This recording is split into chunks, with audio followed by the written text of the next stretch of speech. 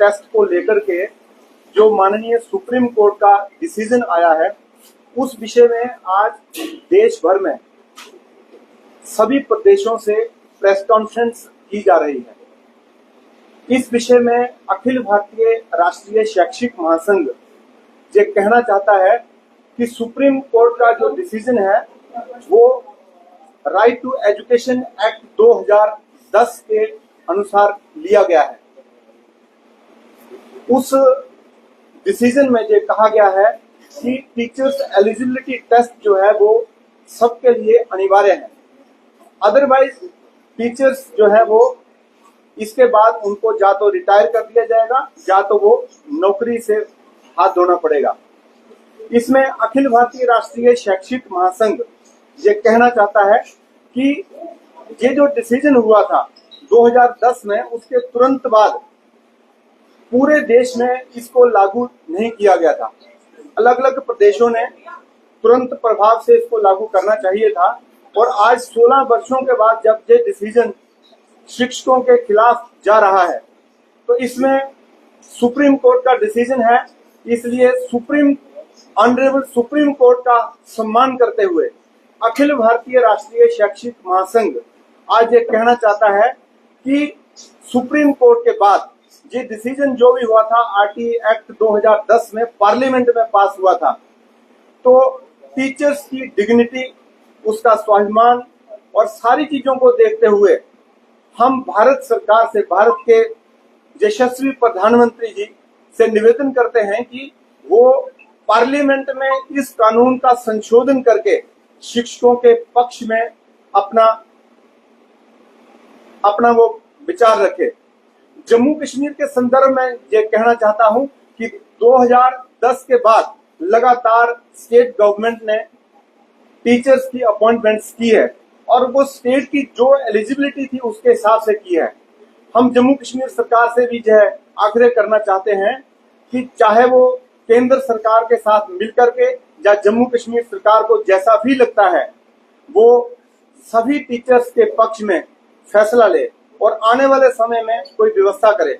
अखिल भारतीय राष्ट्रीय शैक्षिक महासंघ ये बात कहना चाहता है कि शिक्षा की गुणवत्ता के लिए वो कंप्रोमाइज नहीं करेगा। वो टीचर्स एलिजिबिलिटी टेस्ट के लिए सहमत है, जो भी सरकार ने व्यवस्था की है, लेकिन टीचर्स एलिजिबिलिटी टेस्ट किसको देना है ये सरकार तय करे। और तीसरी बात मैं कहना चाहता हूं कि ये जो शिक्षकों के खिलाफ समाज और देश के अंदर इस प्रकार के अलग अलग कानून या फिर इस प्रकार की चीजें जो आ रही हैं, उससे भारत का शिक्षक जो है उसको गुरु की पद्धति जो है वो प्राचीन काल से ही दी गई है। इसलिए भारत के शिक्षक का स्वाभिमान गिरना नहीं चाहिए।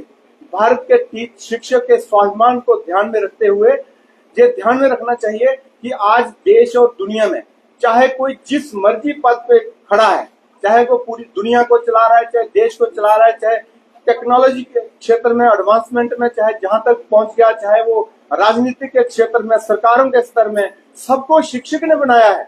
इसलिए आज समाज और सरकार की जिम्मेवारी बनती है कि वो अपने शिक्षक का ध्यान रखे, उसकी डिग्निटी का ध्यान रखे। राष्ट्रीय शिक्षा नीति 2020 जैसे बड़े डॉक्यूमेंट को लाकर के भारत की प्राचीन संस्कृति और वर्तमान टेक्नोलॉजी को दोनों को लेकर के जब सरकार इस देश को पुनः विश्व गुरु, विश्व शक्ति बनाना चाहती है, तो ऐसे समय में यदि शिक्षक का सम्मान गिरता है तो ये देश के लिए बहुत बड़ा दुर्भाग्य होगा। इसलिए शिक्षकों के सम्मान, उसकी सेवा शर्तों को, उनके परिवार को, सारी चीजों को ध्यान में रखते हुए हम भारत सरकार से यह अनुरोध करते हैं कि वो आने वाले सेशन में पार्लियामेंट में कानून में अमेंडमेंट करके उसमें संशोधन करके शिक्षकों के पक्ष में वो अपना फैसला सुनाए। धन्यवाद। नहीं मास्टर, 2017 में जब शिक्षकों की हालत देखी उसके बाद एक अहम कदम उठाया और आपको पता है जम्मू कश्मीर में ऐसे भी टीचर लगे जो जो 10वीं पास है, उसके बाद आज वो मिडिल स्कूल के एडवांस भी है, आगे उस पर क्या कहना चाहते हैं?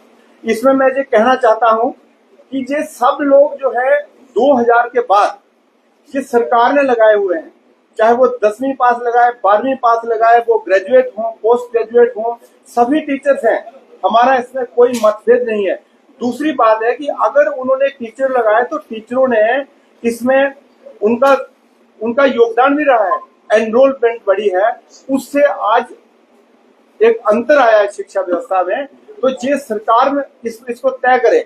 आप देखते हो कि उस समय 2000 और उसके बाद की जो स्थिति थी, जो हमारे गांव थे, रूरल एरिया में कोई जाता नहीं था, टीचर वहां पे नहीं थे, लेकिन उस समय उन्हें जिस प्रकार से आरईटी और दूसरे शिक्षकों ने योगदान दिया, उस योगदान के कारण ही आज हमारा देश, अगर साक्षरता के विषय में जम्मू कश्मीर की बात करें तो वो एकदम गति से आगे बढ़ा है। इसलिए शिक्षकों के संबंध में किसी भी प्रकार का कोई प्रश्न उठाना वो तर्क संगत नहीं है। मैं इसमें एक बात कहना चाहता हूँ, इसमें यदि कोई शिक्षा में सुधार कम हो रहा है, नहीं हो रहा है, कुछ भी हो रहा है, तो वो सरकार तय करे। शिक्षक कोई भी काम करने में इनकार नहीं कर रहा है, सरकार ने उससे कैसे काम लेना है वो सरकार तय करे। सर मेरा एक सवाल मेरा है, सवाल एक आप है, कह रहे हैं आप शिक्षकों के स्टूडेंट्स के इम्तिहानात देते हैं, आप उनकी इंटेलिजेंस पर चेक करते हैं, अगर आपकी इंटेलिजेंस की चेक की जाएगी तो इसमें क्या?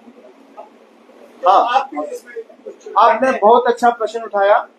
यानी कि मैं आपको एक उदाहरण देता हूँ। एक शिक्षक आज से 25 वर्ष पहले वो टीचर लगा, आज वो 50-55 साल एज के बाहर है, और वो इसमें ये बात नहीं है कि हम इसके इंटेलिजेंस को चेक करने के लिए हम लोग जो है वो तैयार नहीं है।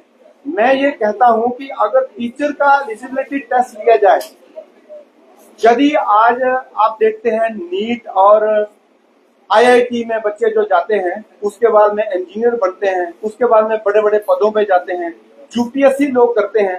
अगर उनको आज ये पूछा जाए कि आज आप दोबारा यूपीएससी करो, आप दोबारा नीट पास करो, आप दोबारा एनआईटी करो, मैं जाकर के उस एग्जाम को पास करूं, तो कर पाएंगे। लेकिन इसमें हमारा वो मत नहीं है। इसमें हमारा जो विषय है वो गुणवत्ता के साथ कोई समझौता नहीं होना चाहिए। लेकिन टीचर जो है उसकी एक डिग्निटी है। आप देखते हो कि किस प्रकार के जब ये चीजें समाज में आती हैं तो अलग अलग प्रकार के प्रश्न जो है वो टीचर्स की एलिजिबिलिटी को लेकर के खड़े होते हैं। ये समाज और सरकार को मिलकर के तय करना पड़ेगा कि अपने शिक्षक को कितना गिरा करके रखना है कि नहीं रखना है। यदि हमारा ये कहना है कि कोई शिक्षक एक शिक्षक होकर के ऐसी कोई गतिविधियां करता है, उसके मापदंडों पर नहीं उतरता है, तो सरकार कानून के अंतर्गत जो करना चाहती है वो करे, उसके खिलाफ उसके हम पक्ष में नहीं है।